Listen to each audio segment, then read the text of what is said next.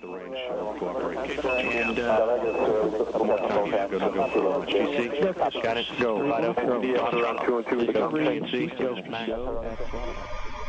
Hey, what's up guys? It's me, Waffles. And in this video, I'm going to be showing you how to become familiar and use your nav ball. Now, the nav ball is this ball, obviously, it's I call it nav ball right here. And as you can see, it has a few visual elements on it, and there's some elements that are hidden until you activate things. So right now, what we're going to do is we're going to go over the elements that you can see without activating anything. So as you can see, we're on the surface of the launch pad. And right now, there's nothing on the ball except for the blue background, the amount of degrees from the center, and this orange marker. Now, this orange marker is where your rocket is pointing. So, wherever your rocket is pointing, that orange marker will go on the nav ball. And on the left, you have throttle. That increases and decreases the amount of power your rocket is outputting. You can change that. If you have the default key settings, that's shift and control, and then Z and X are the Z maxes it out, and X automatically puts it down to 0. And then you have G-force over here, which you really don't need to be concerned about. And then you have a heading for degrees here. And then here, it says surface, 0 meters a second. That's our relative speed to the surface. And since we're not moving, we're going 0 meters a second. And you can click on that, and it changes to orbit. And so relative to the orbit, we're moving, but we're not really moving. It's just relative to the orbit, so that's why you get a speed from that. And so clicking on that changes it. And you can see pretty sure that's the radial. Yeah, the radial marker appears where we're pointing. The radial appears exactly away from the ground, kind of like a pole. It appears exactly away from the surface.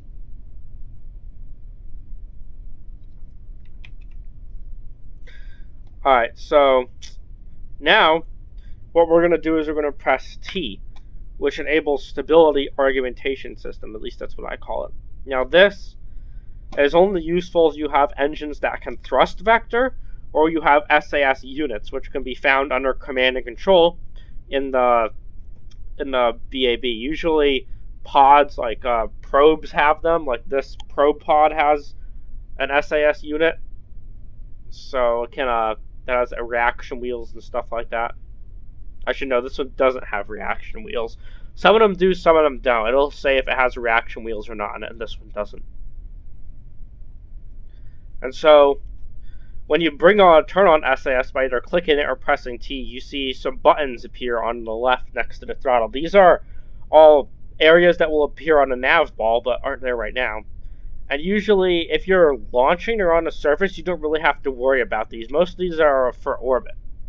Now, prograde, which is this one right here, is the actual direction of your rocket velocity-wise. So compared to the orange marker shows where your rocket is pointing, and prograde shows where your rocket is actually going. And then you have stability assist, which is what you should usually leave it on unless you're doing a maneuver or something like that, which stability assist will try to keep your rocket steady for you. So see, I'm doing that, but if we launched our rocket, it would start using these. It would start pitching, yawing, and rolling if we were moving our rocket to keep it steady. That takes a little bit of stress off of you, keeping your rocket going straight. And then underneath, next to that is the maneuver node, which isn't highlighted because we don't have a maneuver currently. And that's what you click on to point your craft towards the maneuver node, or the maneuver icon, so that you can know which direction you're going to burn. Now underneath next to prograde, there's the retrograde. Now, the retrograde is the opposite of your craft's velocital direction. So, if you went burned or thrusted towards the retrograde, you would be slowing down. That's usually used when you're like docking or deorbiting. You burn towards the retrograde from orbit because it will decrease your orbit size. Underneath the prograde and retrograde, we have the normal and anti-normal. Now, the normal and anti-normal would be here and here. The normal is changes the direction of your orbital inclination up or down. So you could take your equatorial orbit and use a normal, change it to a polar orbit where you're circling around the poles instead of around the equator. Also, you usually use that, so that would point you towards the normal or anti-normal, depending on where you are in orbit. And those can also be used to change your orbital alignment with another planet, because not all planets orbit on the same plane as like the moon does. Like if you wanted to go to, let's say, Minas is at a slightly different inclination than the Mun. So you would have to perform a normal or anti-normal maneuver in order to match its orbital inclination and then rendezvous and land on the planet. You can't just go right there, elsewise you'll be missing it by quite a distance. Although you could do it, but you'd have to intersect it right at where its orbital path crosses your orbital path plane-wise. And then underneath that we have radial out and radial in.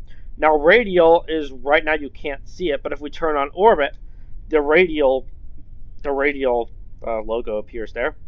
And that's because radial is directly away from the ground. So our rocket is currently pointing towards radial. Now, anti-radial would be on the orange or the opposite side of the nav ball, and that's pointing towards the ground or directly towards the planet. That would be radial in. And then we have target and anti-target. So those are obviously highlighted because we don't have a target set. But let's set a target just for demonstration purposes. Alright, so as you can see, an anti-target node has appeared on our nav ball. So that means we're kind of looking away from the target. The target's almost on the opposite side of Kerbin right now. So anti-target is away from the target, and then your target is pointing towards the target. And you use those when you're docking and trying to get towards planets and stuff like that. You use those to thrust towards the object that you're trying to rendezvous with. Now, in order to better demonstrate these, I'm going to cut out and go to space so that we can orbit, so that we can better demonstrate what each of these points to and what it does. Alright, so now we are in orbit, and for this I will be able to show you what the nav ball little pointers do a lot better. Alright, so let me just get my craft out of here.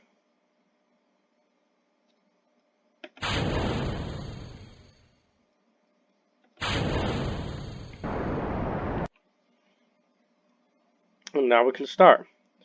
Alright, so as you can see, the prograde, since we're in orbit, the prograde is right there. That's where we're actually going. And the orange thing is where we're actually pointing. And so that, the line in between is more like the orbital horizon.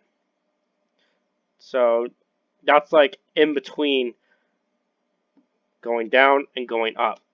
So this is towards the planet, this is away from the planet. And so if we went to retrograde, it would show us the same thing, except it would be on the other side, the exact opposite location, and that would, if we went towards that, it would slow us down. And so you notice there's one button I never pressed, and that's the RCS button, and that's because if you have RCS thrusters like these, they don't do much good in the atmosphere. So once you get in space, you can turn them on, but having them on in the atmosphere only wastes your fuel. They help orient your craft a lot better than the stability augmentation system does. Alright, so as for the normal, I told you normal is pointing upwards relative to the planet, and then anti-normal would be pointing relatively downwards, and they're usually at the line in between the orange and blue. And then radial is obviously pointing directly away from the planet, like that. And then anti-radial is pointing directly towards the planet, like that. As you can see, all these locations are on the nav ball. You don't have to click on it to actually go to the location. You can use your default WASD keys to move around on the nav ball and find a location yourself, but it's much easier just to have stability augmentation system automatically align you towards these locations. And then let's set a target. Columbus 1's right there. Now we will point towards target, and that's pointing us towards Columbus 1.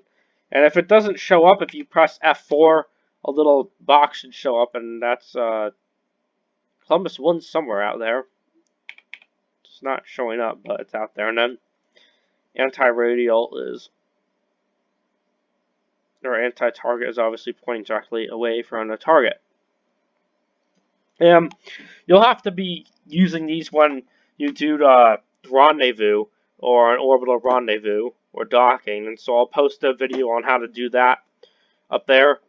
And other than that, that's pretty much all you need to know. So if you have any questions or comments, just please ask me in the comment section. I'll be happy to answer any questions or comments you have.